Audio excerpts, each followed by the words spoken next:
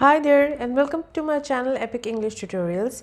If you are a beginner and you are clueless at what IELTS is all about and you have no idea how many modules are there and how to begin your preparation for IELTS, then you are at the right place because I'm going to begin a course for beginners, those who have no idea that where to start their preparation from, what to do, what are the tips and tricks of each module. So you're at the right place. Let's begin the course from today. I'm going to give you my very first video, which is the complete beginner's guide. I'm going to explain from A to Z for all the beginners who are going to begin their IELTS preparation that how many types of questions are included in IELTS, and I'll walk you through each question type, explaining you, giving you details that this is the question type, this is how you're supposed to answer it. Then we are going to focus on each category in a separate video. So what are we waiting for? If you're a beginner and you're planning to begin your IELTS preparation as a complete beginner who is totally clueless, then you're at the right place.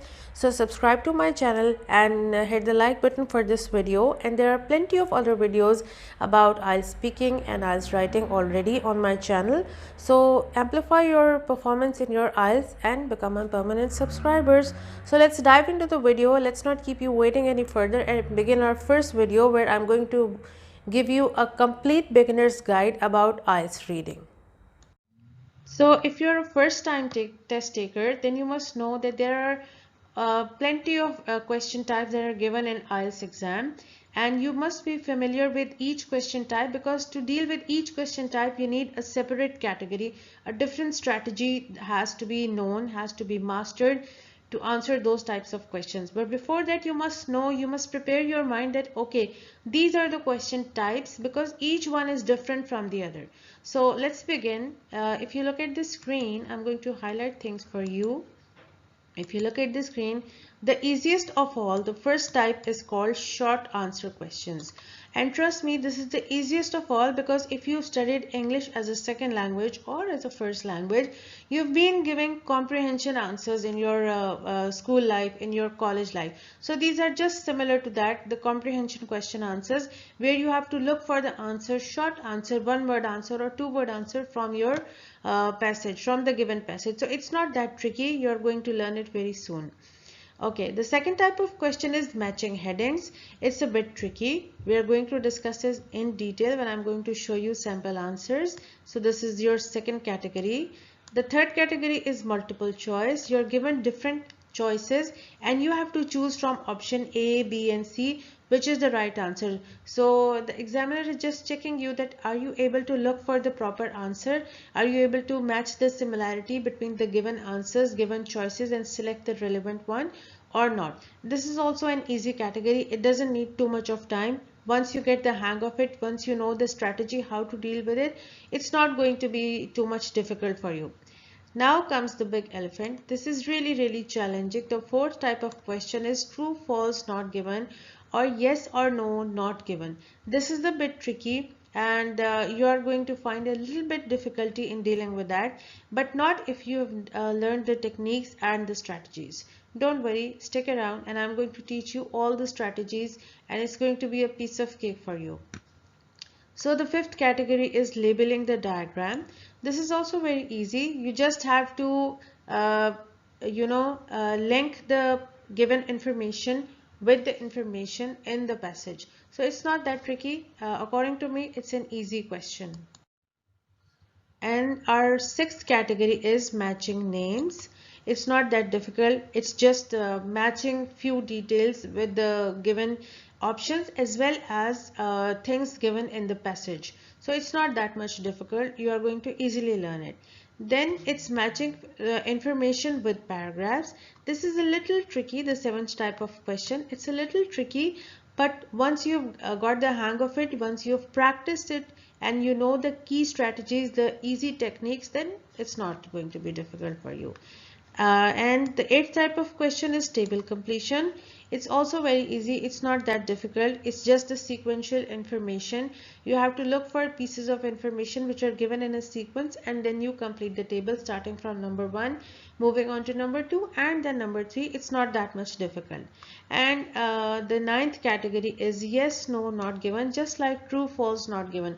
So if you know how to answer true, false, not given, you also know how to answer yes, no, not given, which is the toughest of all. It's really mind-boggling, and you need to know the strategy to answer these questions. So if you're a first time taker, I hope you know all about these different types of questions which are included in your IELTS reading module. So if you are a first time test taker, then you should know what are the types of questions included in reading module. So this is the first category of questions, which is the easiest of all, because in your school life you've been doing comprehension questions. You are given a comprehension passage and then you find answers from there. So this is just like that. So let's review the question. If you look at the screen, it says write no more than 2 words from the passage for each answer, and you should complete the statement or answer questions with words taken from the text. You are given a word limit, and questions follow the order of the text. So what basically you have to do, you are supposed to look for some piece of information from the passage. Usually it's the name of a thing or a person or a place. This is the easiest category of all. But what you need to remember is, look at the screen, write no more than 2 words. So first thing to answer the short questions is, remember that you are given a word limit. If they ask you to answer in 1 word, you have to answer in 1 word. If they ask you to answer in 2 words, you cannot include the third word. This is what they are looking for, that whether you are following the instructions given or not. Can you stick to the instructions or not? So my tip number 1 is, if it's written not more than 1 word, your answer should be 1 word. If 2 words, your answer should be 2 words. Similarly, if it's 3 words, then don't exceed the word limit. You should not include the fourth word in your answer. Generally, the mistake made by first time test takers is that they don't stick to the instructions given, and they write a full sentence answer. If you write that, then it's a complete recipe of disaster. You are not going to be given any marks for that. So remember this tip in your mind. Now the second tip is, you have to look for the relevant information from the passage, and whatever, you have to match the keywords. Sometimes there are synonyms, similar words in the question, and similar words are given in the passage. So you have to see that maybe this word is given in the form of a synonym in the text, or the similar meaning in the text. So this is the right answer. But usually this is a proper noun. This is, in this question they ask you the name to identify a thing, a place, or a person, which is very easy. It's given as it is from the passage, and you can directly lift it from the passage. You can directly copy paste this answer. It's not a big deal. It's not a problem. So follow the word limit. And also you should know that questions are given in a sequence. So if you found your answer in the first paragraph, the answer of the first question, then the answer of the second question must be following that in the coming paragraph. It will not be in the previous paragraph. So don't go to that passage again and again. Also, to answer the questions, you don't need to read the full passage again and again. Don't waste your time.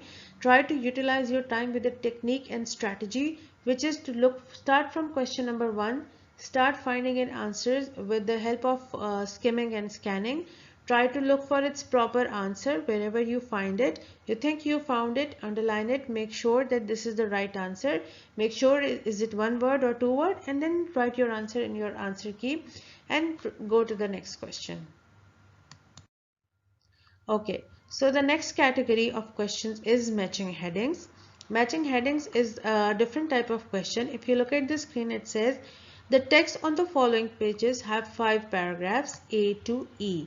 Choose the correct heading for each paragraph from the list of headings given below. So you are given 5 paragraphs which are from A, B, C, D, E, and for each paragraph they have formulated a heading, and you have to match the heading with the paragraph. This needs a complete technique, a complete strategy to know, which we are going to discuss in the coming video. This video is for the first time test takers, just to familiarize themselves that what are the types of questions. So let's say that paragraph A matches with option 5. So we are going to match it with option 5. With option 5, we are going to write A. Let's say paragraph E matches with option 6. So in front of option 6, we are going to write E. Let's say paragraph 4 matches with option D. So we are going to write letter D in front of paragraph this. And similarly, we'll keep on writing all the letters in the when they match with whichever option. So this is how you answer this question, but this needs a lot of practice and a complete technique and strategy to be developed, which I'm going to discuss separately in a separate video because it's really technical. So our next type of category in reading module is multiple choice questions. If you are a beginner and you are the first time test taker and you don't know what multiple choice questions are, trust me, you are familiar with them.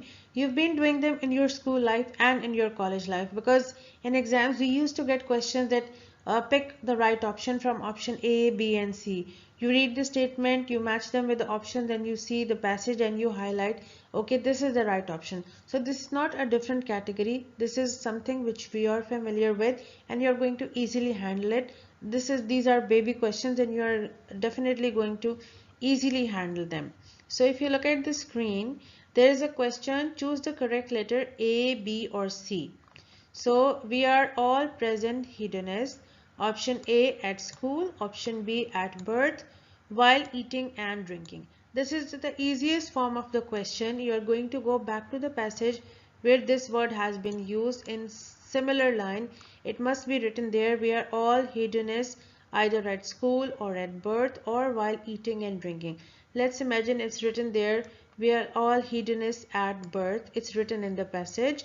So you identified that this line is there in the passage. We are all hedonists at birth. So you are going to write the option B. Your answer is going to be option B. So this is an easy type of question. You are not going to have a difficulty. It only needs identification from the passage. You don't have to formulate the answer on your own. So it doesn't need a difficult strategy. It's very easy to deal with. Let's look at the next question. American boys drop out of school at higher rate than girls because they need to be in control of the way they learn, or they play video games instead of doing schoolwork, or they are not as intelligent as girls. So you only have to look for the relevant information out of option A, B and C, which is present in the text. You'll read the text and see, okay, same line, option B is given in the text. So this is the right answer. Same line will be given in the text, or with a little bit of change of words, similar meaning will be there. So you can easily make out that, okay, this is option B, which is the right answer. So in this type of questions, you only have to identify the letter from the multiple choices given. You have to choose whether it's letter A, B or C. So this is the easiest of all categories. Looking at the next category, which is the toughest of all, it's a bit tricky and mind-boggling. It's called true, false, not given. So if you look at the question, it says, do the following statements agree with the information given in the passage? You have to write true if it matches with information given in the passage. You have to write false if the statement contradicts with the information, or if it's the opposite of what is given in the passage, even then it's false. And not given means you cannot find it anywhere in the passage. That means information is not there in the passage and it does not exist, so it's not given. So this is a bit tricky. You need to develop a strategy to learn these type of question answers. We'll be dealing with that in a separate video, but for the time being you should know that the rest of the questions are very easy in the reading module if you are the first time test taker. Then but this is a bit tricky, the toughest of all, I would say. So you need to master the strategies about true, false, not given, and hopefully we are going to deal with it in a separate video, and it's going to be a piece of cake with me. Don't worry about that. Stick around on my channel. Okay, so our next category of questions is labeling the diagram. Sometimes you're given a question like this. Complete the following summary of the paragraphs of reading passage using no more than 3 words from the reading passage for each answer. So here, see, I already told you, you are being judged at whether you are going to use 3 words or more than 3 words. You cannot use the 4th word at all. You can use 2 words, but 3 words, but not the 4th word. It should not be there in your answer. So you are tested on whether you follow the word limit or not, whether you follow the instructions given in the test or not, can you select the relevant information or not. So for example, if you see here, questions start from 28, dash bones in the inner ear. So you'll go to the passage and you will see the line which says the same, dash bones in the inner ear, and whatever word has been written there, you're going to put that word on 28. So it goes in a sequence. You go to move on to question number 29, which says an extremely large dash. So it's a part of the elephant's body, and you have to identify that. It's most probably a noun, a proper noun. So you have to identify the part which is given in the passage as it is. So you have to lift the information from the passage and transfer it here, and most probably it's going to be given in the same word. You are going to find the same line in the passage, an extremely large bone or an extremely large organ or an extremely large piece of so and so. So you're going to pick the information and put your answer here on 29. Then you're going to move to question number 30, which says toe and fatty dash. So you're going to go back to the passage and find the information with the same line it will be given. You're going to hunt for it by skimming and scanning. You're going to find the line which says toe and fatty dash. So pick the relevant information which comes after the word fatty and put it here, but not more than 3 words. Remember, it's 3 words. You can put 1 word, 2 words, 3, but not the 4th word. Similarly, you move in a sequence to question number 31, which says big size brain skull with many dash, with many brains, with many what.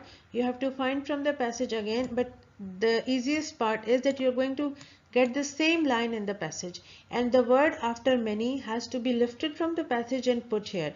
So this looks tricky, but it's not. So our next type of question, let's move to our next type of question, which is matching names. This is very easy if you know the strategy, if you know the techniques.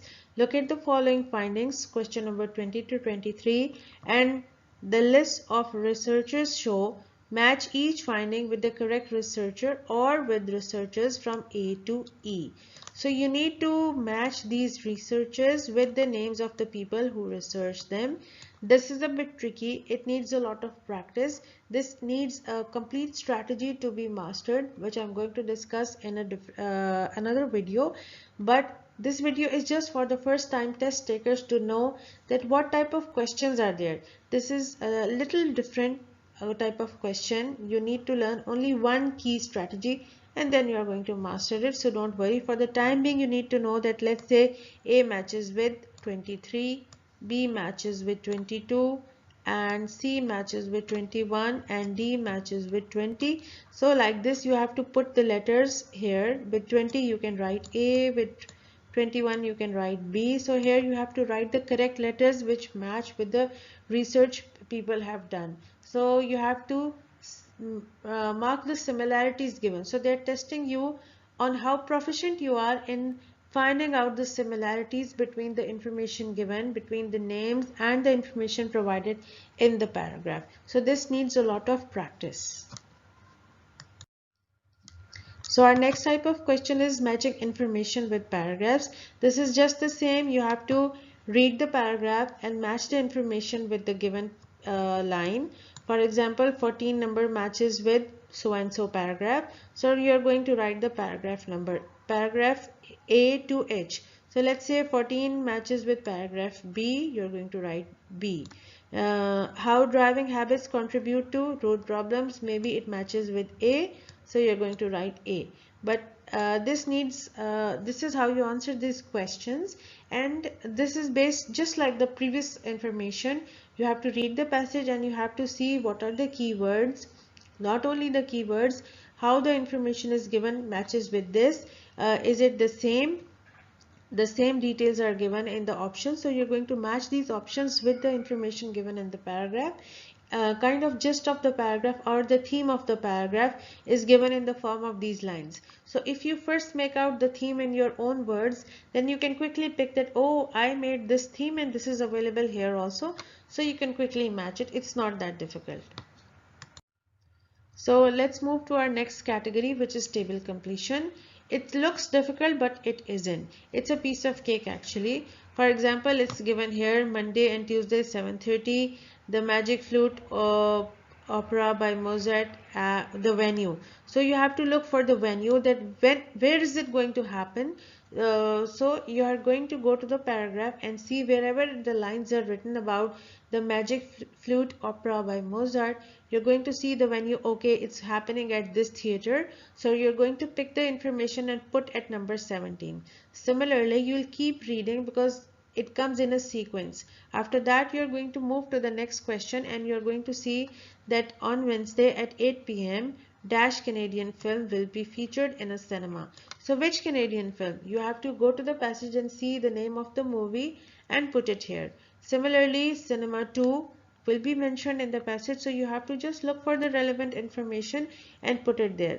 Likewise, you're going to go to question number 20 and you see Saturday and Sunday 11 a.m. to 10 p.m. art exhibition. Which art exhibition? It must be given in the passage, so you're going to put it there. So this is an easy type of question. You've been doing it in your school life. It won't be so much difficult even for the first time test takers. This is just like true, false, not given, yes, no, not given. This is the toughest of all categories. It needs a proper strategy to be developed. So we'll be discussing it in a different video separately. But for yes means information is true. No means the statement contradicts with the claims of the writer, the views of the writer, and not given means it's impossible to say the writer thinks about this.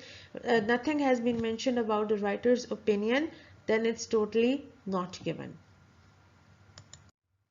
So that was all. The video is already so long. I'll not take much of your time.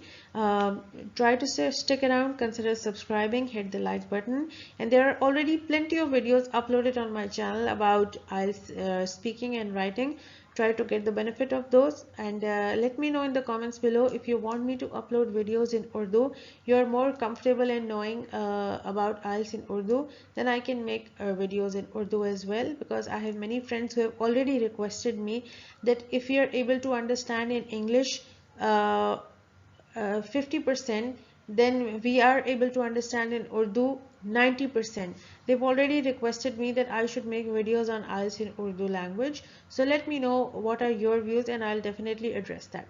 Till then, you take good care of yourselves and wait for the next video about IELTS reading, where I'm going to teach you how to do each category differently, each category of the reading module. Okay, till then, see you.